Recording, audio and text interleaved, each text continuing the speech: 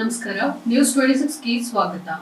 ಬಿಳಿಗಿರಿ ರಂಗನಾಥ ಸ್ವಾಮಿ ಮಕರ ಸಂಕ್ರಾಂತಿ ಚಿಕ್ಕ ರಥೋತ್ಸವ ವಿಜೃಂಭಣೆಯಿಂದ ಜರುಗಿತು. ಯಳಂದೂರು ತಾಲೂಕಿನ ಪ್ರಸಿದ್ಧ ಯಾತ್ರಾ ಸ್ಥಳ ಚಂಪಕಾರಣ್ಯವಾಸಿ ಬೆಳ್ಳಿ ಬೆಟ್ಟದ ಒಡೆಯ ಶ್ರೀ ಬಿಳಿಗಿರಿ ರಂಗನಾಥ ಸ್ವಾಮಿ ಮಕರ ಸಂಕ್ರಾಂತಿಯ ಚಿಕ್ಕ ರಥೋತ್ಸವ ಸಾವಿರಾರು ಭಕ್ತರ ಹರ್ಷೋದ್ಗಾರಗಳ ನಡುವೆ ವಿಜೃಂಭಣೆಯಿಂದ ಜರುಗಿತು. ತಾಲೂಕಿನ ಬಿಳಿರಂಗನ ಬೆಟ್ಟದಲ್ಲಿ ಬುಧವಾರ ಮುಂಜಾನೆಯಿಂದಲೇ ಬಿಳಿ ರಂಗನಾಥ ಸ್ವಾಮಿ ಹಾಗೂ ಅಲಮೇಲು ರಂಗನಾಯಕಿ ಅಮ್ಮನವರಿಗೆ ಗಂಧದ ನೈವೇದ್ಯ, ಹಾಲಿನ ಅಭಿಷೇಕ, ಅರಿಶಿಣ ಕುಂಕುಮ, ತುಪ್ಪ, ಮೊಸರು ಅರ್ಪಿಸಿ ಹೋಮ ಹವನಗಳನ್ನ ನಡೆಸಿ ಬಳಿಕ ಸ್ವಾಮಿಗೆ ರತ್ನಖಚಿತವಾದ ಚಿನ್ನದ ಕಿರೀಟದ ಜೊತೆ ಚಿನ್ನಾಭರಣಗಳಿಂದ ಅಲಂಕಾರ ಮಾಡಿದ್ದ ಬಳಿಕ ನಾನಾ ಪುಷ್ಪಗಳಿಂದ ಅರ್ಚನೆ ಮಾಡಿ ತುಳಸಿಯಿಂದ ಅಲಂಕರಿಸಲಾಗಿತ್ತು. ಇದರ ಜೊತೆಯಲ್ಲೇ ಸುಗಂಧರಾಜ, ಗುಲಾಬಿ, ಮಲ್ಲಿಗೆ, ಸಂಪಿಗೆ ಹೂವಿನ ಹಾರಗಳಿಂದ ಶೃಂಗರಿಸಿದ್ರಿಂದ ಭಕ್ತರು ದರ್ಶನ ಪಡೆದು ಭಗವಂತನನ್ನ ಕಣ್ತುಂಬಿಕೊಂಡ್ರು. ನಂತರ ಹೂವಿನ ಅಲಂಕಾರ ಮಾಡಿದ ಬಿಳಿಗಿರಿ ರಂಗನಾಥ ಸ್ವಾಮಿ ಹಾಗೂ ಅಲಮೇಲು ರಂಗನಾಯಕಿ ಉತ್ಸವ ಮೂರ್ತಿ ಹೊತ್ತ ಭಕ್ತರು ದೇವಾಲಯದ ಸುತ್ತ 3 ಬಾರಿ ಪ್ರದಕ್ಷಿಣೆ ಮಾಡಿ ಬಳಿಕ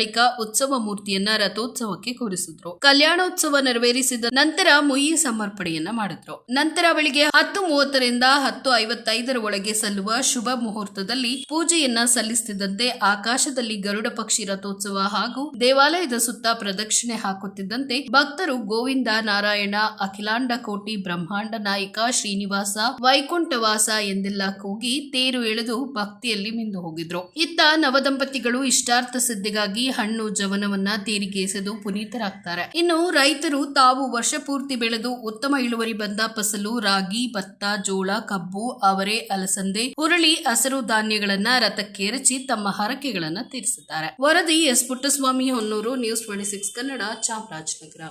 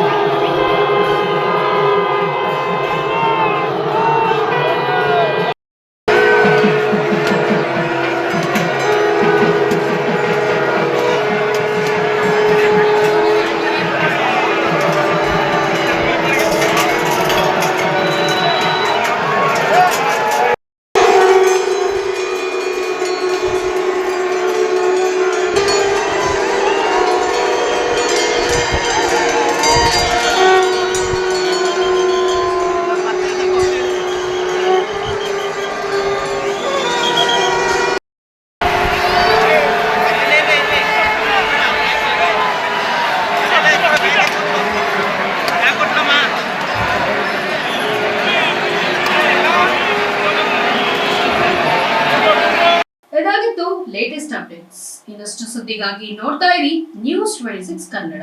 ನಾವು ನಿಮ್ಮೊಂದಿಗೆ.